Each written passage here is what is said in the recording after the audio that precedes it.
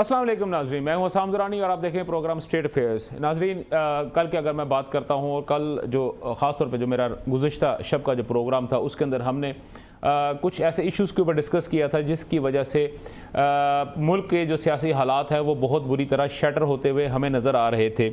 और उसी दौरान में बहुत सारे ऐसे वाक़यात और भी वाक़या हुए या रूनमा हुए जिन्होंने पाकिस्तान के अंदर सियासत का जो हमारा जो सिस्टम था, या आप ये कह लें कि जो मौजूदा जो भंवर चल रहा था सियासत का, उसके अंदर एक बहुत ही स्पीड से एक बहुत बड़ा भंवर बना दिया और वो टॉर्नेडो की शक्ल में जो हमें नज़र आना शुरू हो गया। और वो वजह थी कि रात को 8 बजे के बाद से जो तहरीक इंसाफ के बहुत सारे लीडरान थे या उनके वर्कर्स थे या उनके वोटर्स थे या सपोर्टर्स थे, उनकी गिरफ्तारियों का अमल शुरू हो गया। अगर मैं बड़ी गिरफ्तारियों की बात करता हूं तो उनमें मेंबर जो कौमी असम्बली हैं उनकी भी एक बड़ी तादाद थी जो कि गिरफ्तार हुई।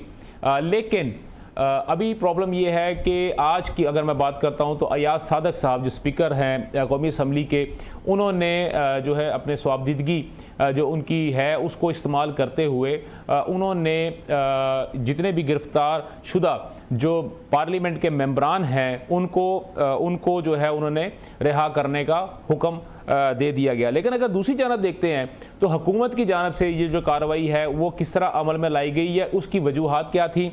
और अगर हम देखते हैं अपोजिशन की जानब से, अगर हम तहरीक इंसाफ की जानब से देखते हैं तो उनका क्या नैरेटिव है। और तीसरी बात ये कि इस वक्त एक इंतहाई खामोश जो तमाशाई जो कि अभी जो एक वक्त में पीछे बैठे हुए थे लेकिन दोबारा से वो पाकिस्तानी सियासत के अंदर इन होने जा रहे हैं, और ख़ास तौर पे जो हुकूमती जो बेंचों में बैठने की तैयारियां कर रहे हैं, या आप ये कह सकते हैं कि उनकी तमाम तर इस वक्त तमाम तर हमदर्दियाँ जो हैं वो हुकूमती बेंचों की तरफ है। मैं बात कर रहा हूँ JUI की, और इस वक्त उनका क्या लाहे अमल होगा इस तमाम पूरे सिस्टम के ऊपर, इस सारी चीज़ों को आज के प्रोग्राम में हम डिस्कस करेंगे। और उसके लिए हमें सबसे पहले ज्वाइन किया है हाजी मोहम्मद नवाज़ खान साहब ने, जो कि जनरल सेक्रेटरी JUI के और साबिक MPA भी हैं हल्का PP 150 से। उन्होंने वीडियो लिंक पे हमें ज्वाइन किया। दूसरे मुस्लिम लीग नून की जानब से हमें वीडियो लिंक पे ज्वाइन किया है राना मोहम्मद अरशद साहब ने, जो कि मेंबर सूबाई असम्बली हैं। और पाकिस्तान तहरीक इंसाफ की जानब से हमें ज्वाइन किया है तैयाब राशिद संधू साहब ने टेलीफोन लाइन के ऊपर। जी, सबसे पहले तो आप तमाम जो है हमारे मेहमान, उनका बहुत बहुत शुक्रिया। राणा साहब, ये जो गिरफ्तारियां हुई, रात गए गिरफ्तारियां शुरू हो गई, तहरीक इंसाफ के जो बड़े बड़े लीडरान थे वो आपने उनको निशाना बनाया, हुकूमत ने निशाना बनाया। आपने शेर अफजल मरवत साहब को जो था आपने गिरफ़्तार किया, फिर आपने शुएब शाहीन साहब को जो गिरफ़्तार किया गया, और गौहर साहब जो थे वो तो पार्लियामेंट के अंदर भाग गए थे पार्डन हासिल करने के लिए, वो उसके बाद वो बाहर ही नहीं निकले। अली अमीन गंडापुर साहब जो थे वो KP हाउस में जाकर चले गए, और बाद में ये हमने भी बात सुनी कि उनको बाकायदा अगवा कर लिया गया है। और सोशल मीडिया के ऊपर और ख़ास तौर पे तहरीक इंसाफ के जो व्हाट्सएप के जो ग्रुप्स हैं उनके अंदर मुसलसल एक ही बात हो रही थी कि जी उनको बाकायदा तौर पे अगवा कर लिया गया है। तो सर, ये सिचुएशन और ये सीन जो थी, ये सीन आप लोगों ने क्यों क्रिएट किया? इसकी कोई रीज़न, कोई सॉलिड रीज़न है सर आपके पास? जी, बिस्मिल्लाहिर्रहमानिर्रहीम। अल्हम्दुलिल्लाह रब्बिल आलमीन। अल्लाह ताला के करम से मैं समझता हूँ कि मैं खुद पॉलिटिकल वर्कर हूँ, तो मैं समझता हूँ कि ये हम आईने पाकिस्तान के भी पाबंद होते हैं और हम अखलाकियात के भी पाबंद होते हैं। तो ये नौबत अगर कल आई है तो ये परसों क्यों ना आ गई? रानी साहब, ये 2 दिन पहले क्यों ना नौबत आई? नहीं आनी चाहिए थी। मैं कतरे शक में नहीं हूं कि किसी MNA MPA या किसी पार्लियामेंटेरियन को गिरफ्तार किया जाए या मुकदमा दर्ज हों, लेकिन जब हम अपने उस प्रिविलेज को अवेल करते हैं और फिर जब हम अपने राइट्स की बात करते हैं तो जो हम कमिटमेंट करते हैं हम उसके पाबंद भी होते हैं। मैं समझता हूं कि ये अच्छी बात है, जलसे की परमिशन मिली, जलसा होना चाहिए।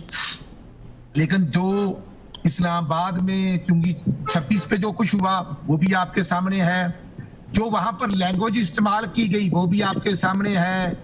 आया आप महसूस क्या करते हैं या पीटीआई के दोस्त महसूस क्या करते हैं कि जलसे में जो लैंग्वेज इस्तेमाल हुई उससे फायदा हुआ या नुकसान हुआ, ये फैसला वही कर सकते हैं। और जो जब हम पता चला है तो स्पीकर नेशनल असेंबली ने बिल्कुल डायरेक्शन भी पास की और फिर मीटिंग भी हुई स्पीकर साहब के चैम्बर में। बिल्कुल राणा सनाउल्लाह खान साहब और पूरी पीटीआई के एमएनएज ऑफिस बेयरर्स वहां बैठकर जो डिस्कशन हुई है, तो मैं समझता हूं कि वो खुशाइंद है, अच्छा हुआ है। और यहाँ पर हालात पैदा करने के जो जिम्मेदारान हैं, मैं समझता हूं कि उनको भी, पीटीआई के लीडरशिप को भी अच्छे अखलाकियात का मुजाहरा करना चाहिए और गवर्नमेंट को भी खुले दिल के साथ इन चीजों को देखना चाहिए और बर्दाश्त भी करना चाहिए। और अब जो है वो मिलजुल कर, जैसे परमिशन हो गई थी, सब कुछ हुआ, तो ये जो चीजें तय हुई थी अगर उसके मुताबिक बाकी ज़ाहिर है जलसे में बातचीत होती है, लेकिन इस हद तक नहीं होती कि हम अपने जो हमारी जुबान है वो हमारे कंट्रोल में ही होती है। तो मैं समझता हूं कि दरानी साहब, आज जो स्पीकर साहब का रोल है या हमारे कैबिनेट मेंबर्स का जो रोल है वो बड़ा पॉजिटिव है और ये डायरेक्शन प्राइम मिनिस्टर साहब की तरफ से थी। और मैं समझता हूं कि यहाँ तक नौबत नहीं आनी चाहिए थी, इंतजामिया को भी अच्छे तरीके से हैंडल करना चाहिए था ताकि ये जो खराबी हुई है ये भी नहीं होनी चाहिए थी। नहीं, अभी राणा साहब आपने बात की कि जो भी ये डायरेक्शन है वो आपने कहा है कि वज़ीर आज़म की जानब से थी, तो क्या सर गिरफ्तारी का हुक्म जो था वो डायरेक्टली वज़ीर आज़म शहबाज शरीफ साहब की जानब से दिया गया था? नहीं, मैंने ये नहीं कहा कि गिरफ्तारी तो दरानी साहब, अगर आप और मैं ये प्रोग्राम हो रहा है, अगर हम भी पैरामीटर को मैं क्रॉस करूंगा या मैं कोई ऐसी लैंग्वेज इस्तेमाल करूंगा तो जाहिर मैं भी तो किसी ना किसी डिसिप्लिन का पाबंद हूं, वो अखलाकियात का पाबंद हूं। अगर मैं किसी की इज्जत उछालूंगा तो फिर मेरी इज्जत भी उछाली जाएगी। ठीक हो गया। पॉलिटिकल लोग होते हैं, जी को जी कहते हैं। इसलिए जो हालात पैदा हुए, मैं ये अर्ज कर रहा हूं कि ये हालात गिरफ्तारियों वाले नहीं होने चाहिए थे। सही। और अगर जलसे में कुछ हो गया था तो फिर इस्लामाबाद की जो इंतजामिया, उनको भी जरा खुले दिल के साथ इन चीजों को हैंडल करना चाहिए था। ठीक, बेसिकली आप ये कहना चाह रहे हैं कि मिसमैनेजमेंट जो है वो दोनों तरफ से हुई है। ठीक हो गया, आपका पॉइंट आ गया। मेरी गुजारिश यही है, क्योंकि मैं पॉलिटिकल वर्कर हूं, मैं महसूस करता हूं ठीक है कि इतनी तंगदिली का मुजाहरा दोनों साइडों से नहीं होना चाहिए था। अच्छे अखलाकियात और जो कमिटमेंट्स तय हुई थी उन पर दोनों साइडों से अमल होना चाहिए था ताकि ये हालात पैदा ना होते। ठीक हो गया, बिल्कुल सही हो, आपका पॉइंट बिल्कुल आ गया। तैयब भाई, अभी आपने ये सारी गुफ्तगू सुनी राणा साहब की, और राणा साहब ने तो सर बड़ी ओपनली ये बात कही है कि मिसमैनेजमेंट जो है वो दोनों एंड्स के ऊपर हुई है, और उन्होंने बड़े ओपन हार्टेडली हुकूमत की जानब से जो या इंतज़ामिया की जानब से जो हरकत हुई है या ये जो अमल जो है वो किया गया है उसके ऊपर वो उसको किसी तरह वो डिफेंड नहीं कर रहे। बहुत शुक्रिया। देखिए, मैं ये समझता हूँ कि मैं अप्रिशिएट करता हूँ राना अरशद साहब के जो उनका वर्जन है, क्योंकि मैं जानता हूँ कि वाकई एक पॉलिटिकल वर्कर हैं, तो उन्होंने वाकई एक सियासतदान होने का सबूत दिया। देखिए, मसला ये है कि पाकिस्तान की तारीख में जलसे होते रहे हैं और जलसों में जिस तरह की लैंग्वेज यूज की जाती है वो सबको पता है कि जब आप क्राउड के सामने खड़े होते हैं आप क्या बात करते हैं और आपकी गुफ्तगू का तरीकाकार क्या होता है। लेकिन अब जो इशू है वो ये है कि आपने तो पाकिस्तान के आइन को रोन दिया। वहां तो बात हुई, किसी ने किसी लीडर के खिलाफ बात की, किसी ने अपनी जातियात का गुस्सा उतारा, लेकिन आइन जो है हम ये मानते हैं कि अल्लाह की हाकमियत के बाद आइन जो है वो सबसे सुप्रीम है पाकिस्तान में। जिस तरह एक मैं कह रहा हूं कि जिस तरह पार्लियामेंट सुप्रीम है, इस तरह आइन भी मुकद्दम है पाकिस्तान में। सही। और पाकिस्तान के आइन का आर्टिकल 7 जो है वो बड़ा क्लियर है, जो स्टेट की डेफिनेशन बयान करता है, और उसमें स्टेट जो है वो कौमी असम्बली भी स्टेट है, फेडरल गवर्नमेंट भी स्टेट है, प्रोविंशियल असम्बली भी स्टेट है, और अगर किसी भी प्रोविंशियल असेंबली या क्या उसे कहते हैं नेशनल असेंबली के किसी भी मेंबर पे हमला होता है तो वो डायरेक्टली या इनडायरेक्टली पूरी कौमी असेंबली या सूबाई असेंबली पर हमला है। लेकिन यहाँ तो किसी एक मेंबर को छोड़ के कल पूरी कौमी असेंबली पर धावा बोल दिया गया, प्रेमिसेस को तोड़ के अंदर चले गए, उसको ट्रेसपास किया गया कौमी असेंबली की प्रेमिसेस को। ये तो बिल्कुल काबिल कबूल नहीं है। हम एक जमहूरी मुल्क में रह रहे हैं, यहाँ आइन मौजूद है। मतलब या तो आप कह दें कि जी कोई आइन नहीं है, जिस तरह आप अभी राणा साहब से पूछ रहे थे कि आपको क्या वजीर आजम साहब का हुक्म है, मेरा नहीं ख्याल कि फेडरल गवर्नमेंट को तो पता भी होगा क्या हो रहा है। This is very unfortunate. मतलब वो तो अपने देखे शाइये में बिजी थे, उनको कहा था कि चले आप वो काम करें, जाके आपको बताया कि अगला काम क्या करना है।